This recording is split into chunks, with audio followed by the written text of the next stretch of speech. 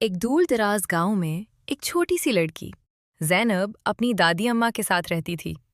ज़ैनब बहुत ही हमदर्द थी, लेकिन वो थोड़ी उदास रहती थी क्योंकि उनके घर के पास कोई बाग नहीं था जहां वो खेल सके। एक दिन दादी अम्मा ने उसे एक पुराना लकड़ी का बुक्स दिखाया। उसमें रंग बरंगी औन के गोले और एक चांदी की सिलाई थी। ज़ैनब ने पूछा, दादी अम्मा, क्या हम उन धागों से अपना बाग बना सकते हैं?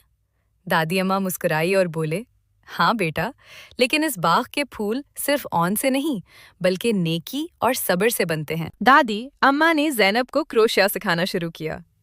ज़ैनब के नन्हे हाथ शुरू में थक जाते, कभी धागा टूट जाता तो कभी गिरे लग जाती। वो रोने लगी, मुझसे ये नहीं होगा। दादी ने उसे गले लगाया और कहा, बेटा, जब हम कोई नया हुनर सीखते हैं तो सब्र करना पड़ता है। ये पहला सबक है, सब्र का धागा। ज़ैनब ने दोबारा कोशिश की और शाम तक उसने एक नन्हा सा सफ़ेद चंबीली का फूल बना लिया। वो इतनी खुश थी कि उसकी आंखों में चमक आ गई। अगले चंद दिनों में ज़ैनब ने बहुत से फूल बनाए।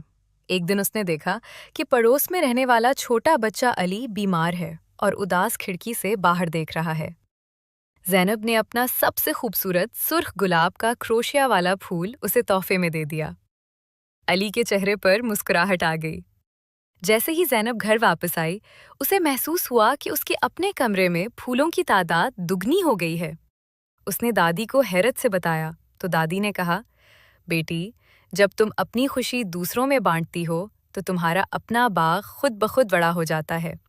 ये नेकी की खुशबू है। कुछ ही महीनों में ज़ैनब का पूरा कमरा और सहन रंग बिरंगे, कभी ना मुरझाने वाले क्रोशिया के फूलों से भर गया। दूर दूर से लोग ज़ैनब का ऊन वाला बाग देखने आते। ज़ैनब ने गांव की दूसरी बच्चियों को भी ये हुनर सिखाना शुरू कर दिया। अब इस गांव का हर घर खुशियों के धागों से महक रहा था। बच्चों, हुनर सीखने के लिए सब्र चाहिए और खुश रहने के लिए दूसरों की मदद करना ज़रूरी है। जैसे ज़ैनब के धागे आपस में जड़कर फूल बन गए, वैसे ही हमारी छोटी छोटी नेकियां मिलकर एक खूबसूरत दुनिया बनाती